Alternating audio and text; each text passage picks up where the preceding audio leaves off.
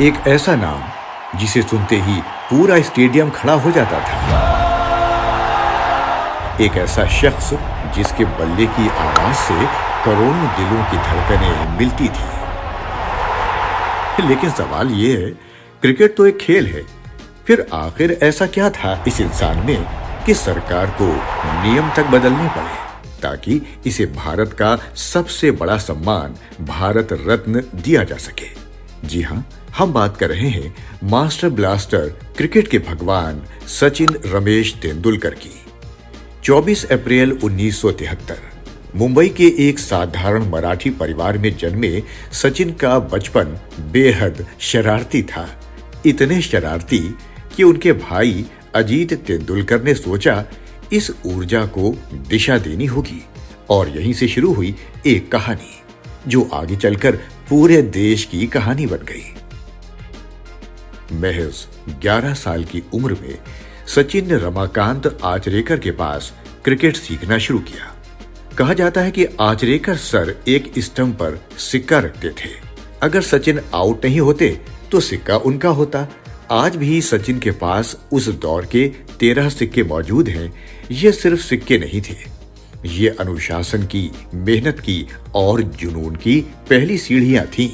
सिर्फ 16 साल की उम्र में 1989 में सचिन ने पाकिस्तान के खिलाफ अपना अंतर्राष्ट्रीय डेब्यू किया। सामने था वसीम अकरम और वकार यूनुस जैसी खतरनाक गेंदबाजों की जोड़ी। चेहरे से खून बहता रहा, लेकिन सचिन पिच पर डटे रहे। उस दिन दुनिया ने पहली बार देखा इस लड़के में कुछ अलग है। फिर शुरू हुआ 24 साल का वो सफर जिसने क्रिकेट के हर रिकॉर्ड को फिर से लिखा। 100 अंतर्राष्ट्रीय शतक, ऐसा कारनामा जो आज तक कोई और खिलाड़ी नहीं दोहरा पाया। वनडे क्रिकेट का पहला दोहरा शतक, 200 टेस्ट मैच, 34,000 से ज्यादा अंतर्राष्ट्रीय रन, हर मैदान पर, हर देश में, हर हालात में सचिन का बल्ला बोलता रहा।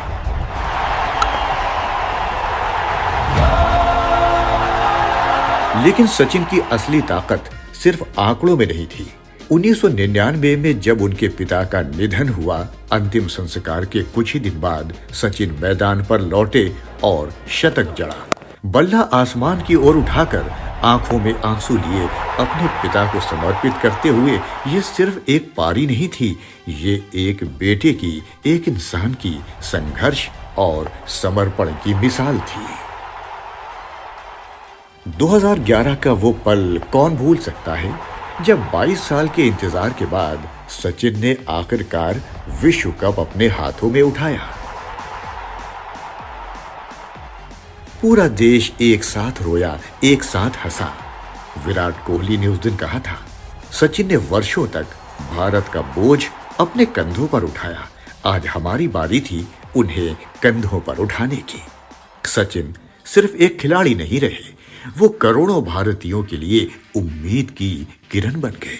जब देश में मुश्किल हालात थे, जब आर्थिक संकट था, जब आतंकवाद का साया था, सचिन का बल्ला लोगों को मुस्कुराने की वजह देता था। और अब आता है वो सवाल, भारत रत्न क्यों? भारत रत्न देश का सर्वोच्च नागरिक सम्मान 1954 से दिया जा रहा था, लेकिन पहले यह सिर्फ कला, साहित्य, विज्ञान और सार्वजनिक सेवा तक सीमित था। दिसंबर 2011 में सरकार ने नियमों में बदलाव किया ताकि यह सम्मान मानव प्रयास के किसी भी क्षेत्र में दिया जा सके, और इसका सबसे बड़ा उदाहरण बने सचिन तेंदुलकर। 16 नवंबर 2013 को जिस दिन सचिन ने वानखेड़े स्टेडियम में अपना आखिरी अंतर्राष्ट्रीय मैच खेला, उसी दिन भारत सरकार ने घोषणा की सचिन तेंदुलकर को भारत रत्न दिया जाएगा। 4 फरवरी 2014 को राष्ट्रपति भवन में राष्ट्रपति प्रणब मुखर्जी ने उन्हें यह सम्मान प्रदान किया। सचिन सिर्फ 40 साल की उम्र में देश के सबसे युवा भारत रत्न प्राप्तकर्ता बने और पहले खिलाड़ी भी। अपने भाषण में सचिन ने यह सम्मान अपनी मां को समर्पित किया, उन सभी माताओं को जो अपने बच्चों के सपनों के लिए अपनी जिंदगी न्यौछावर कर देती हैं। सचिन तेंदुलकर की कहानी सिर्फ क्रिकेट की कहानी नहीं है, ये अनुशासन की, विनम्रता की और असीम मेहनत की कहानी है।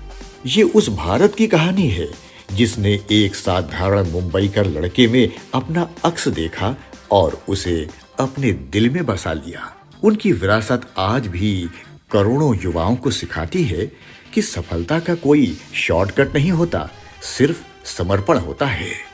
भारत के हर भारत रत्न विजेता की एक ऐसी ही प्रेरणादायक कहानी है जिसे जानना हर भारतीय का फर्ज है। ऐसी ही महान हस्तियों की कहानियां जानने के लिए जुड़े रहिए भारत माता चैनल के साथ।